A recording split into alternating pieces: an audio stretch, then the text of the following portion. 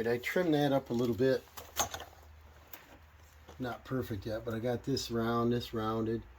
I'm not sure I'm going to take that bottom skin thing off from here, because right now it's got a lot of strength on it.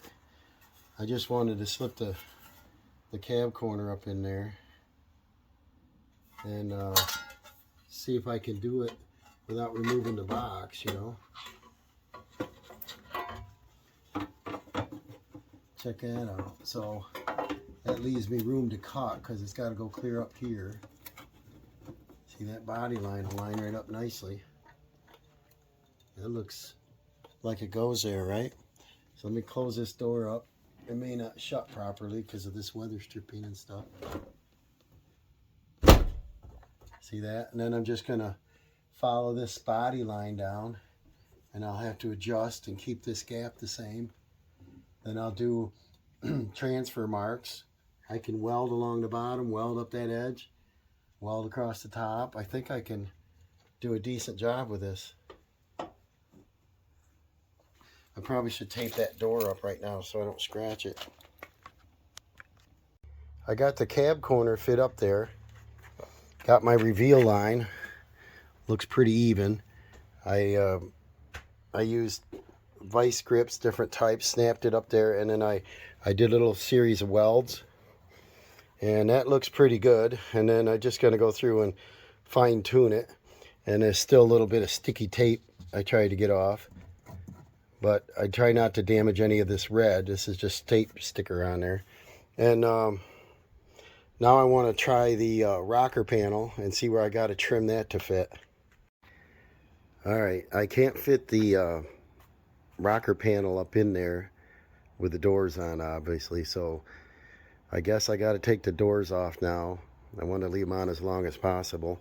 And I guess it's quite a project to get it off. We got a lot of wires, and it's going to be, I think they're 50, 60 pounds. And we got rain coming tonight. So looks like I got to make room in the garage. Try to get it in there and get it up on in the air.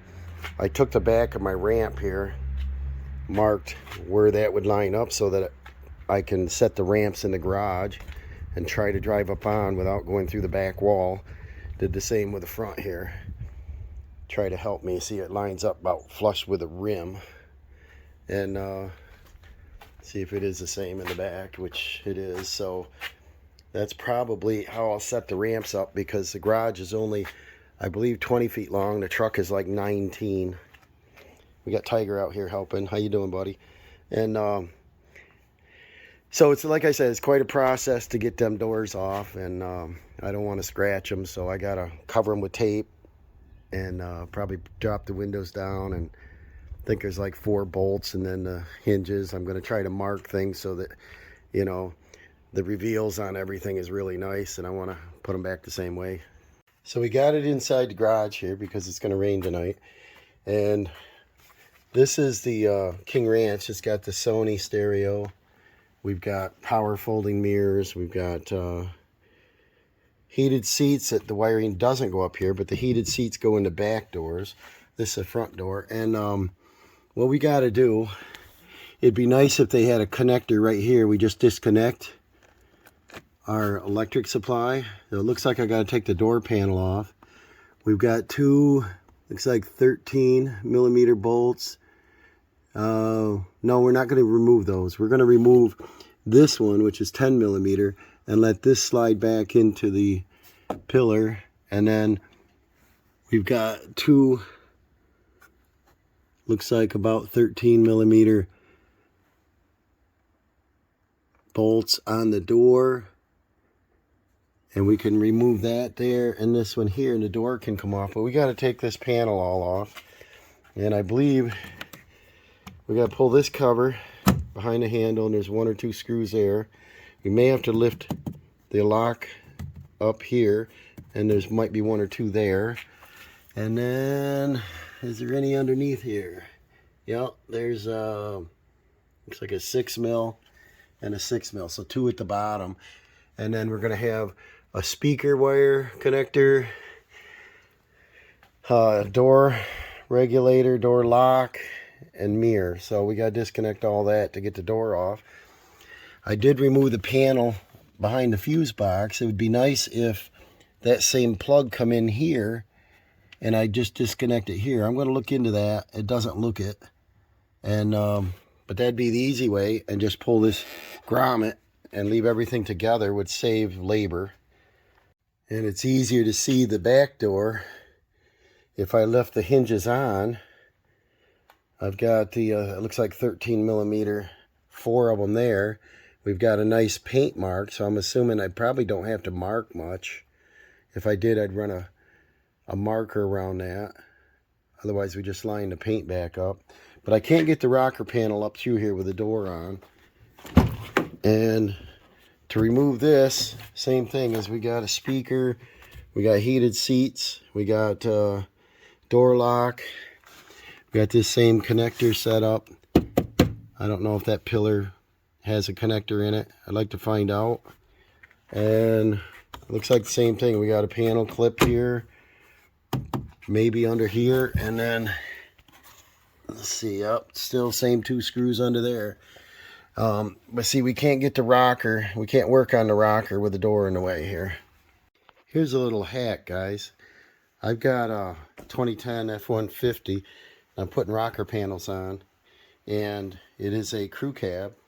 And so, obviously, the doors are in the way to be able to get the rocker up over. Well, instead of pulling all the wires out for the mirrors, and the back doors have heated seat buttons and all this, what I did is loosen the 13 millimeter bolts. I pre-marked my hinges, so where they go, but obviously it's never been painted. You can see the paint marks. And the lower hinge, I took the bolts right out. I put a block of wood in there to hold the door out so it doesn't scratch anything. That gives me about 2 inches of room. And what I did is I used a ratchet strap, put it on the door, went up across the beam in the ceiling. This happens to be a steel I-beam, but then I just ratchet strapped it up to hold the weight so that there's no pressure on the hinge. And I taped the edge of the door so it can't touch anything. And so that's a little hack so that you don't have to pull your doors off. And I bet it speeded me up probably 2 or 3 hours on this project, so I could get my covers on, my rocker panels on, and get them welded in. And it really worked good. So that's a hack. Okay, I got the new rocker in here, and I'm clamping it up, and it looks like it's fitting really good. Goes all the way up.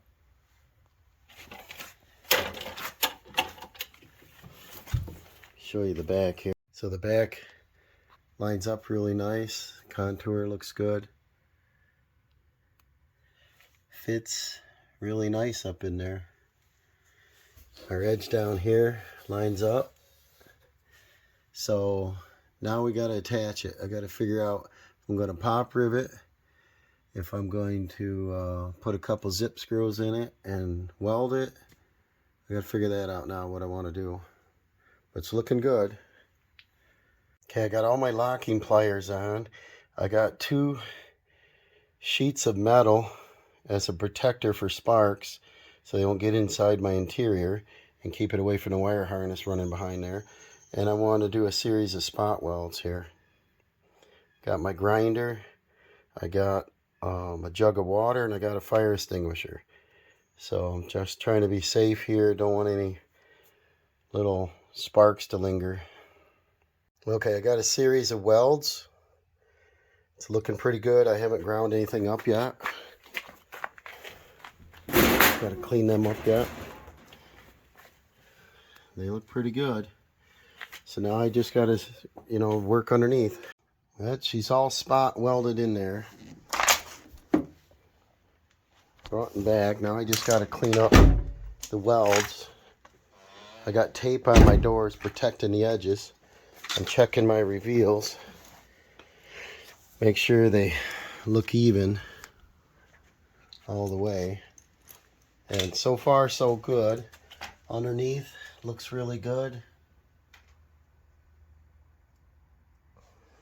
So now we're almost moving on to a little bit of primer and a little bit of Bondo work here. I just want to make the edges look really smooth. Maybe some seam seal. Okay guys, that's where I'm going to leave this video. I'm going to start over here on this other side. Okay, I'm going to start over on the driver's side now. Like I said, this rocker looks really nice all the way to about here. And then the cab corner and the rear is pretty rough.